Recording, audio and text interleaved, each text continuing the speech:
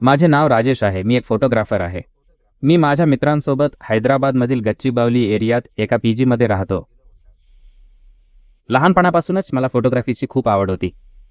म्हणूनच आईबाबांसाठी बीटेक पूर्ण केल्यावर सॉफ्टवेअरकडे न जाता माझ्या पॅशनचा पाठलाग करत मी फोटोग्राफर झालो. मी जास्त करून हैदराबाद आणि वायझॅगमध्ये लग्नांची फोटोग्राफी करत असतो. वायझॅगमध्ये माझे आईबाबा राहतात. आता कुठे मला फोटोग्राफीमध्ये एक चांगले नाव मिळायला सुरुवात झाली आहे. आता इव्हेंट्स वाढले आहेत. काही नाही तरी महिन्यातून 4-5 इव्हेंट्स तरी मिळायला लागले आहेत. रोज रात्री मित्रांसोबत उगाच इकडे तिकडे फिरणं आणि दर वीकेंडला किमान 1-2 सिनेमे पाहणं, कमावलेल्या पैशातून थोडे वाचवणं आणि बाकीचे घरी पाठवणं, असं हैदराबादमध्ये बिनधास्त आयुष्य जगत असताना एक दिवस माझ्या बीटेकच्या मित्र सूर्याचा कॉल आला. काय रे मित्रा, कसा आहेस? सगळं ठीक? फोटोग्राफी मस्त चालली आहे तुझी. इन्स्टावर तुझे फोटोज पाहतोय मी. तो म्हणाला, अरे ठीक आहे, तुझ्यासारखं सॉफ्टवेअरमध्ये नाही आहे मी. नाही रे, बस चाललंय कसं तरी, असं म्हणत आम्ही बराच वेळ गप्पा मारल्या. तर गोष्ट अशी आहे की आमच्या सूर्याचं लग्न ठरलं होतं. इव्हेंट कृष्णा डिस्ट्रिक्टमधील कोंडापल्ली जवळच्या एका गावात होता. आणि तो म्हणाला की या लग्नाला तू फक्त गेस्ट म्हणूनच नाही तर फोटोग्राफीसुद्धा तुलाच करायची आहे. खरं तर सिटीज सोडून मी कधीच खेड्यागावातल्या इव्हेंट्सची फोटोग्राफी केली नव्हती. पण रंगस्थलम आणि पुष्पासारखे चित्रपट पाहिल्यावर मात्र एकदा तरी गावाला जाऊन तिथलं सौंदर्य कॅप्चर करावंसं वाटायचं. सुरुवातीला थोडा विचार केला, पण म्हटलं ठीक आहे, तसंही या महिन्यात काही मोठे इव्हेंट्स नाहीत. शिवाय नेहमी या सिटीमध्येच राहणाऱ्या माझ्यासाठी गावं आणि तिथलं सौंदर्य टिपण्याची ही एक चांगली संधी होती. म्हणून खूप एक्साइटमेंटने मी जायचं नक्की केलं. पण तेव्हा मला कल्पना नव्हती की ही ट्रिप माझं आयुष्य बदलून टाकेल. इव्हेंट कव्हर करण्यासाठी मी आणि माझा मित्र गोपी कोंडापल्लीला निघालो. गोपी सुद्धा एक चांगला फोटोग्राफर आहे. दुपारी 3 वाजता आम्ही कोंडापल्ली बस स्टँडवर उतरलो नाही, तोच समोर सूर्या कार घेऊन तयार होता. त्याने आमचं छान स्वागत केलं आणि थेट घरी न नेता आम्हाला पूर्ण गाव फिरवून दाखवलं. खरंच गावं इतकी सुंदर असतात हे मला तोपर्यंत माहीत नव्हतं. आपल्या सिनेमांपेक्षाही ती खूप जास्त सुंदर वाटली.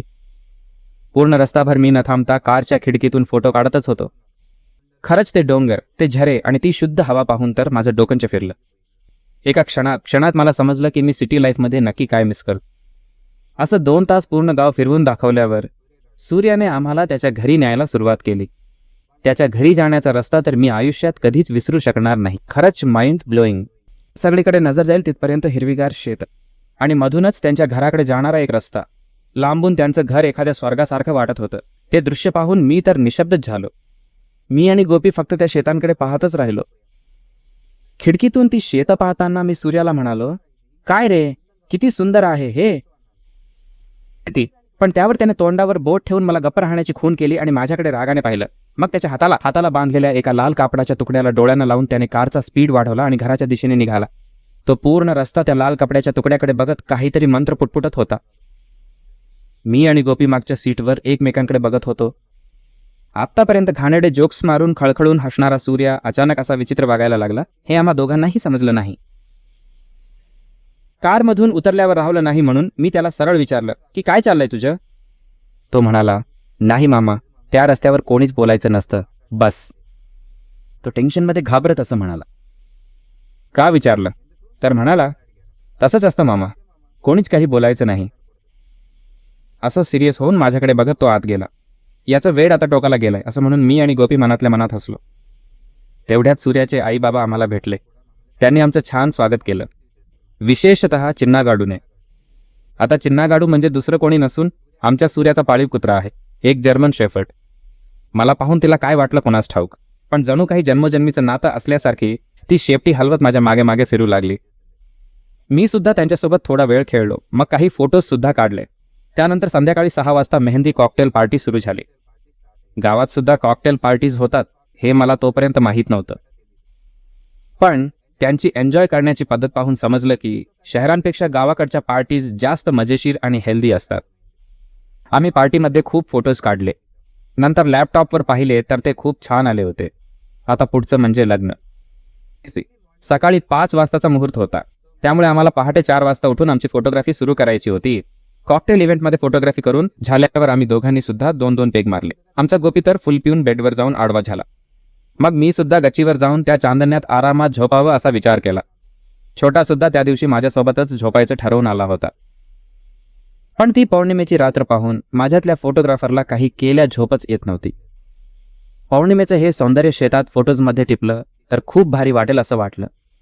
मला वाटलं की लग्नाच्या व्हिडिओमध्ये ते फोटोजसुद्धा ॲड केले तर एक छान फील येईल. असा विचार आल्यावर लगेच मी माझा कॅमेरा घेऊन निघालो. पण रात्रीच्या वेळी असं एकटं बाहेर पडताना पाहून सूर्याच्या आईने मला थांबवलं. काय आमचे राजेश, आज कुठे झोप येत नाहीये का? गाव आहे ना, डास चावतायत का? असं त्यांनी विचारलं. छे, तसं काही नाही आंटी, उद्या तसंही मी हैदराबादला जाणारच आहे, सो फक्त शेतात जाऊन 2-3 फोटोज काढून येतो, बस एवढंच, असं मी सांगितलं. मी असं बोलल्यावर लगेच आंटींच्या चेहऱ्यावर टेन्शन दिसू लागलं. नाही रे बाबा, आज कुठे जाणार? तुम्ही सिटीमध्ये राहणारी मुलं आहात ना. इथे शेतात खूप साप फिरत असतात, ते पण रात्रीच्या वेळी. मग अशा वेळी बाहेर जाणं चांगलं नाहीये ना. असं त्या म्हणाल्या. काही नाही होतं आंटी, फक्त 5-6 फोटोज घेऊन 10 मिनिटांत परत येतो बघा. टॉर्च पण सोबत नेतोय, असं म्हणून मी निघायला सुरुवात केली. अचानक आंटींनी माझं नाव मोठ्याने ओरडून घेतलं. राजेश, आतापर्यंत नॉर्मल बोलणाऱ्या आंटींनी असं अचानक सिरियस होऊन का हाक मारली, म्हणून मी मागे वळून पाहिलं. आंटी हवेत बघत माझ्याशी बोलू लागली. ठीक आहे राजेश, माझं एक बोलणं नीट ऐक. आम्ही वेडे आहोत असं मात्र मुळीच समजू नकोस. आमची शेतं इतरांसारखी नाहीत. आमची शेतं रात्री एकमेकांशी बोलतात. रात्री जेव्हा ती कुजबुजतात तेव्हा तिकडे कोणीही जाऊ नये, त्यांना ते आवडत नाही. असं आंटी मला म्हणाल्या. शेतं बोलतात म्हणजे काय आंटी, असं मी हसत विचारलं. पण आंटी मात्र, मला माहीत आहे बाळा, तुला आमचं बोलणं वेडेपणाचं वाटेल. पण एक सांगते, ऐक एक. जर तुला शेतात कोणी कुजबुजताना जाणवलं किंवा कोणाचेही शब्द तुला ऐकू आले तर मागे वळून मात्र बघू नकोस. डोळ्यांनी फक्त जमिनीकडेच बघत राहा.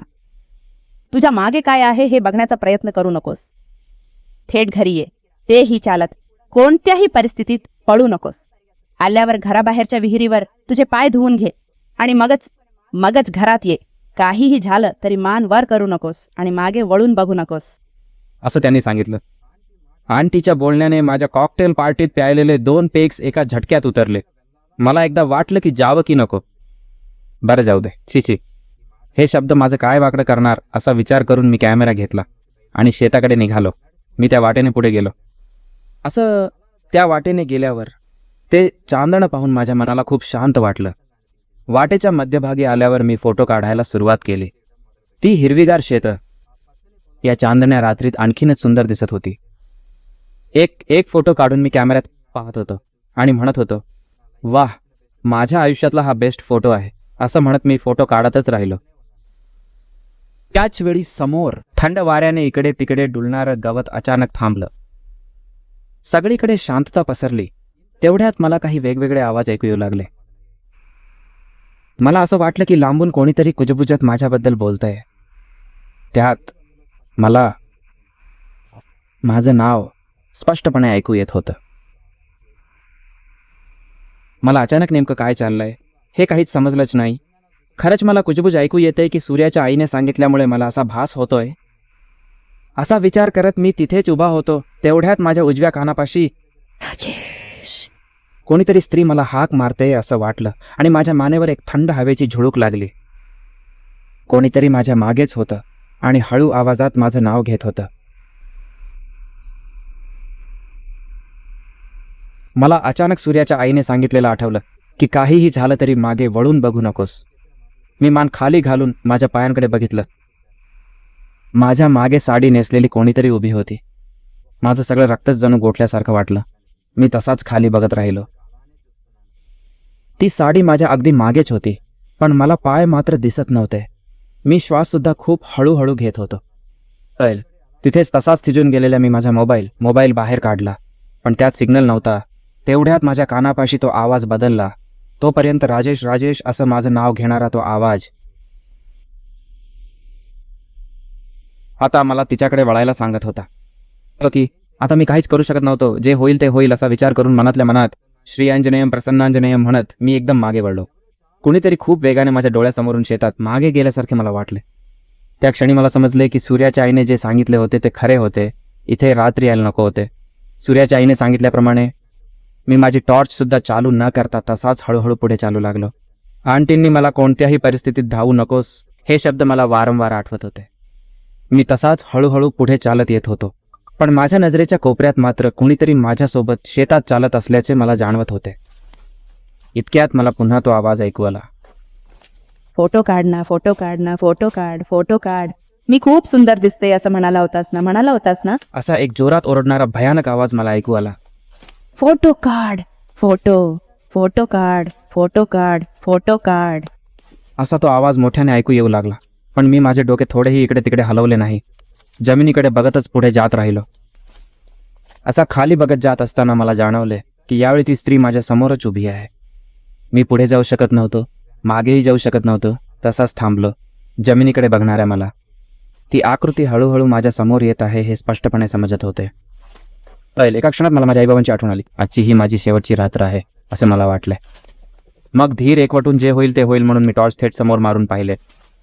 लांबून कोणीतरी बुरख्यातली एक स्त्री लग्नाच्या कपड्यांत नटून माझ्या दिशेने चालत येत असल्याचे दिसले. ते पाहून माझा श्वासच कोंडला. मला अजूनही आठवतंय, माझ्या दिशेने टाकलेल्या प्रत्येक पावलासोबत तिचा आकार बदलत होता. ती 18 वर्षांची मुलगी माझ्या जवळ येईपर्यंत एका 80 वर्षांच्या म्हातारीसारखी झाली होती. त्या अवस्थेत मला फक्त तिचा चेहरा बदलताना दिसत होता. डोळ्यांनी दिसत होतं, कानांनी ऐकू येत होतं, पण मी माझे हातपाय हलवू शकत नव्हतो. अचानक ती माझ्या अंगावर आल्यासारखं वाटलं. त्यानंतर काय झालं मला माहीत नाही. जेव्हा डोळे उघडले तेव्हा मी त्याच रस्त्यावर जमिनीवर बेशुद्ध पडलो होतो. शुद्धीवर आल्यावर मी एक क्षणही विचार न करता माझं ट्रायपॉड तिथेच सोडून थेट घराच्या दिशेने धावत सुटलो. थेट घरात जाऊन मी गोपीला उठवलं आणि घडलेला सगळा प्रकार सांगितला. पण अपेक्षेप्रमाणे त्याने विश्वास ठेवला नाही. तो म्हणाला, अरे प्यायल्यावर गपचूप झोपायचं ना, तरीही रात्रीच्या वेळी शेतात कशाला जातोस? लवकर झोप, आता 2 तासांत लग्न सुरू होईल असं गोपी म्हणाला. हो, तेव्हा 2 वाजले होते आणि पुढच्या 2 तासांत आम्हाला उठून पुन्हा फोटोज काढायचे होते. पण त्या 2 तासात मी झोपलो नाही. तोपर्यंत घडलेल्या घटना खऱ्या आहेत की नाही हे मी स्वतःलाच विचारत राहिलो. 4 वाजता लग्नाची तयारी सुरू झाली. तेव्हाच उठून फोटो काढणाऱ्या मला चिन्हाने पाहिले आणि अचानक माझ्यावर ओरडायला सुरुवात केली. तो माझ्यावर ओरडत असताना त्याचे डोळे माझ्या डोक्याकडे बघत असल्याचे मी नोटीस केले. त्याने अचानक मला चावण्याचाही प्रयत्न केला. तोपर्यंत माझ्याशी फ्रेंडली असलेला चिन्हा असा विचित्रपणे माझ्यावर ओरडताना पाहून आंटी आणि अंकलने सुद्धा नोटीस केले. चिन्हा माझ्यावर इतका ओरडला की त्या दिवशी त्याला बांधून ठेवावे लागले, नाहीतर त्याने मला नक्कीच चावा घेतला असता. मला मात्र रात्री शेतात जाऊन येण्याचा आणि चिन्हाच्या ओरडण्याचा काहीतरी संबंध असावा असे वाटले. पण लग्न सुरू झाल्यामुळे त्याबद्दल जास्त विचार न करता मी फोटो काढायला सुरुवात केली. पण विचित्र म्हणजे मी काढलेला कोणताही फोटो नीट येत नव्हता. प्रत्येक फोटोत फोकस मिस झाला. समजा लोकांचे चेहरे आलेच तर ते खूपच भयानक दिसत होते.